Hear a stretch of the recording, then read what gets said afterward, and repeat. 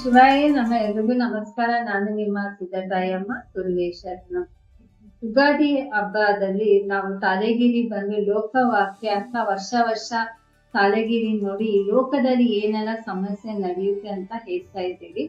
April 14ನೇ ತಾರೀಕು ಬಂದು ತಮಿಳು ಯುಗಾದಿ ಹಬ್ಬ.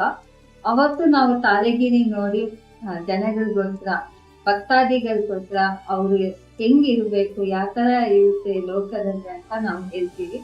ಆದ್ರೆ ಈ ವರ್ಷ ಬಂದು ನಾವು ತಾಳೆಗಿರಿ ಎತ್ತಿ ನೋಡುವಾಗ ಯುದ್ಧ ಅಂತ ಬಂತು. ಹೋದ ವರ್ಷ ಅಗ್ನಿ ದೋಷ ಅಂತ ಬಂತು, ತುಂಬಾನೇ ಕಷ್ಟ ಆಯ್ತು. ಈ ವರ್ಷ ಯುದ್ಧ, ಅಘೋರ ಮರಣಗಳು ಹೆಚ್ಚಾಗುತ್ತೆ.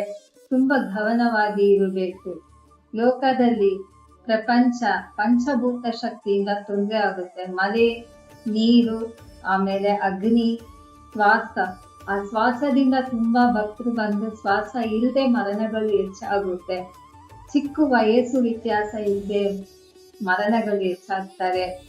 ಆಮೇಲೆ ಸರಳವಾಗಿ ಮರಣಗಳು ಆಗುತ್ತೆ. ಈಗ ನಾವು ನೋಡ್ತಾ ಇರ್ತೀವಿ ರೀಲ್ಸ್ ಅಲ್ಲಿ, ಫೇಸ್ಬುಕ್ ಅಲ್ಲೆಲ್ಲ, ರೋಡಲ್ಲೇ ಒಂದ್ ಮನುಷ್ಯನ ಕೊಂದಾಕ್ತಾರೆ. ಆ ತರ ಸಮಸ್ಯೆಗಳು ಹೆಚ್ಚಾಗುತ್ತೆ. ಕಳ್ತನಗಳು ಹೆಚ್ಚಾಗುತ್ತೆ. ವಸ್ತ್ರಗಳು ಕಳ್ತನಗಳು ಹೆಚ್ಚಾಗುತ್ತೆ. ಭೂಮಿನಲ್ಲಿ ತುಂಬಾ ವಸ್ತ್ರ ಸಿಗುತ್ತೆ ಅಂತ ಬಂದಿದೆ. ಈ ಲೋಕದಲ್ಲಿ ಒಂದೊಂದು ಕುಟುಂಬದಲ್ಲಿ ಕಷ್ಟ ಸಮಸ್ಯೆಗಳು ಹೆಚ್ಚಾಗುತ್ತೆ. ಕೆಲಸ ಇಲ್ಲದೆ, ಈಗ ಇನ್ನೊಂದು ದೇಶ ಬಿಟ್ಟು ಇನ್ನೊಂದು ದೇಶ ಹೋಗ್ತಾರೆ, ಅಲ್ಲಿ ಬಂದು ಕೆಲಸ ಇಲ್ಲ ಅಂತ ವಾಪಸ್ ಬರ್ತಾರೆ. ಸ್ವಂತ ಊರಲ್ಲಿ ಅವ್ರಿಗೆ ಕೆಲಸ ನೋಡ್ಕೊಂಡು ಮಾಡ್ಕೊಳ್ತಾರೆ. ಆ ತರ ತುಂಬಾ ಇರುತ್ತೆ. ಕೆಲಸ ಬಂದು ತುಂಬಾ ಕಂಪನಿನಲ್ಲಿ ಲಾಸ್ ಆಗಿ ಅವರು ಬಂದು ಮನೆಯಲ್ಲೇ ನೋಡ್ಕೋತಾರ ಆ ಪರಿಸ್ಥಿತಿ ಬರುತ್ತೆ. ಒಂದೊಂದು ಲೋಕದಲ್ಲಿ ಯುದ್ಧದಲ್ಲಿ ಇರುತ್ತೆ. ಶುರು ಆಗಿದೆ, ಹೆಚ್ಚಾಗಿರುತ್ತೆ.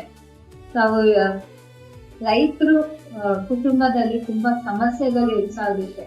ಮಳೆ ಇಲ್ಲದೆ ಆ ತರ ಇರುತ್ತೆ. ಇನ್ನೊಂದು ಮಳೆ ಜಾಸ್ತಿ ಬಂದು ಈ ತರ ತುಂಬಾ ಲೋಕದಲ್ಲಿ ಸಮಸ್ಯೆಗಳು. ಯುದ್ಧ ಅಂತ ಬಂದ್ರೆ ಲೋಕದಲ್ಲಿ ತುಂಬಾ ಸಮಸ್ಯೆಗಳು ಹೆಚ್ಚಾಗಿರುತ್ತೆ. ಚಿಕ್ಕ ಮಕ್ಕಳು ವಯಸ್ಸು ವ್ಯತ್ಯಾಸ ಇಲ್ಲದೆ ಮರಣಗಳು ಹೆಚ್ಚಾಗುತ್ತೆ. ಆಮೇಲೆ ಮದುವೆ, ಒಂದು ಮದುವೆ ಸರಿಗಿಲ್ಲ ಅಂತ ಇನ್ನೊಂದು ಮದುವೆ ಮಾಡ್ಕೊಂಡು ಆ ಮದುವೆ ಕಷ್ಟದಲ್ಲಿ ಇರುತ್ತೆ. ಚಿಕ್ಕ ಮಕ್ಕಳಿಗೆ ಮನೆಯಲ್ಲಿ ದಯವಿಟ್ಟು ಒಳ್ಳೆಯದನ್ನ ಹೇಳ್ಕೊಡಿ, ಶೇರ್ ಮಾಡಕ್ ಹೇಳಿ. ಎಷ್ಟೇ ಕಷ್ಟ ಇದ್ರು, ಎಷ್ಟೇ ತೊಂದರೆಗಳು ಮಕ್ಳಿಗೆ ಇದ್ರು ಅಪ್ಪ ಅಮ್ಮ ಹತ್ರ ಶೇರ್ ಮಾಡಕ್ ಹೇಳಿ. ಯಾಕಂದ್ರೆ ಆ ತರ ಸಮಸ್ಯೆಗಳು ಹೆಚ್ಚಾಗುತ್ತೆ. ಆ ಕಾಲದಲ್ಲೆಲ್ಲ ತಂದೆ ತಾಯಿ ಅವರು ಮಕ್ಳಿಗೆ ಹೇಳ್ಕೊಡೋದು ಹೆಚ್ಚಾಗಿರುತ್ತೆ. ಈ ಕಾಲದಲ್ಲಿ ಮಕ್ಕಳಾಗೆ ತಿಳ್ಕೊಂಡು ಏನೋ ತಪ್ಪನ್ನ ಮಾಡಿ ಅದನ್ನ ಸರಿ ಮಾಡಕ್ಕಾಗದೆ ಮರಣಗಳು ಹೆಚ್ಚಾಗ್ತಾ ಇರುತ್ತೆ. ಅಘೋರ ಮರಣ, ಆಕ್ರೋಶ ಮರಣ, ಈ ತರ ಅಘೋರ ಮರಣಗಳು, ಆಕ್ಸಿಡೆಂಟ್ ಆಗೋದು, ಇನ್ನೊಬ್ಬರನ್ನ ಕೊಂದಾಕೋದು, ಈ ತರ ಕಳ್ತನ ಮಾಡಿ ಅವ್ರನ್ನ ಸಾಯಿಸೋದು, ಈ ತರ ತುಂಬಾ ಯುದ್ಧಗಳು ಶುರು ಆಗುತ್ತೆ. ತುಂಬಾ ಗಮನವಾಗಿರಿ. ಒಂದೊಂದು ಕುಟುಂಬದಲ್ಲಿ ಈ ತರ ತುಂಬಾ ಗಮನವಾಗಿದ್ರೆ ಹೆಚ್ಚಾಗಿ ಈ ತರ ಸಮಸ್ಯೆಗಳು ಆಗಲ್ಲ. ಅದರಿಂದ ಈ ಲೋಕವಾಕ್ಯ ಯುದ್ಧವಾಕ್ಯ ಆಗಿ ಬಂದಿದೆ. ಉದ್ಯೋಗ ಆಗ್ಲಿ, ನೀವು ಹೋಗೋ ಕಡೆ ಆಗ್ಲಿ ತುಂಬಾ ಗಮನವಾಗಿ ಇರ್ರಿ. ಜಾಗ್ರತೆವಾಗಿ ಮಕ್ಕಳನ್ನ ಹೋಗಿ ಬರೋಷ್ಟು ತಾವು ಅವ್ರಿಗೆ ಹೇಳ್ಕೊಡಿರಿ, ಶೇರ್ ಮಾಡಕ್ ಹೇಳಿ. ಯಾವ್ದಾದ್ರು ಒಂದು ತಪ್ಪು ಮಾಡಿದ್ರು ಶೇರ್ ಮಾಡಕ್ ಹೇಳಿ. ಅವಾಗ ಏನಾದ್ರೂ ಮಾಡಿ ಸರಿ ಮಾಡ್ಬೋದು. ಗೊತ್ತಿಲ್ಲದೆ ತಪ್ಪು ಮಾಡ್ತೀವಿ ಅಂತ ಮಕ್ಕಳು ಸಹ ಅವ್ರು ಚೆನ್ನಾಗಿರ್ಬೇಕು, ಚೆನ್ನಾಗಿ ಓದ್ಬೇಕು ಅಷ್ಟೇ.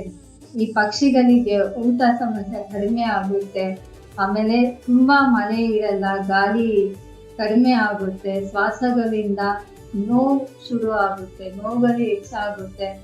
ಇದೆಲ್ಲ ಈ ವರ್ಷ ಆಗುತ್ತೆ. ನೆಕ್ಸ್ಟ್ ಇಯರ್ ಏಪ್ರಿಲ್ 2027ವರೆಗೂ ಈ ತರ ಎಲ್ಲ ಇರುತ್ತೆ.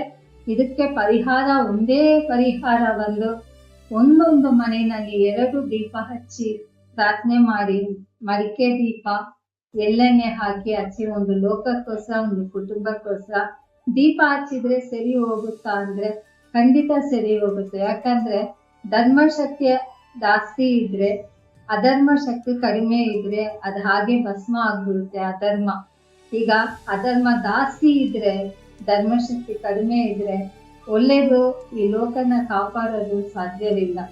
ಎಷ್ಟೋ ಮಹಾ ಋಷಿಗಳು ತಪಸ್ಸು ಮಾಡಿ ಈ ಲೋಕದಲ್ಲಿ ಈ ತರ ಯುದ್ಧಗಳು ಇರುವಾಗ, ಆಮೇಲೆ ಪ್ರಪಂಚಕ್ಕೆ ಏನಾದ್ರೂ ತೊಂದರೆಗಳು ಬರುವಾಗ ಧ್ಯಾನ ಮಂತ್ರ ತಪಸ್ಸು ಮಾಡಿನೇ ಅದು ಸರಿ ಮಾಡಿದ್ರು.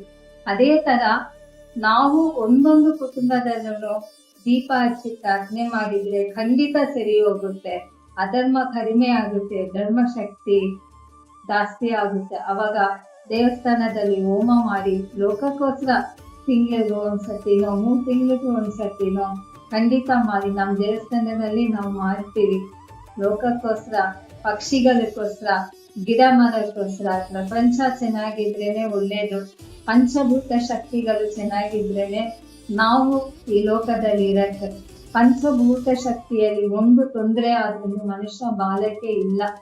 ಶ್ವಾಸ ಇಲ್ಲ ಅಂದ್ರೆ ಇಲ್ಲ, ನೀರಿಲ್ಲ ಅಂದ್ರೆ ಇಲ್ಲ, ಅಗ್ನಿ ಇಲ್ಲ ಅಂದ್ರೆ ಇಲ್ಲ. ಆತರ ಈ ಪಂಚಭೂತ ಶಕ್ತಿ ಶಾಂತವಾಗಿ ಇರಬೇಕು.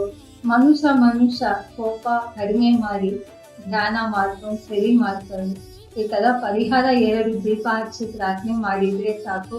ಈ ಲೋಕವಾಕ್ಯ ಈ ವರ್ಷ ಯುದ್ಧ ವಾಕ್ಯವಾಗಿ ಬಂದಿದೆ. ಎಲ್ರಿಗೋಸ್ಕರ ನಾವು ಪ್ರಾರ್ಥನೆ ಮಾಡೋಣ. ಶಿವಾಯ ನಮಃ.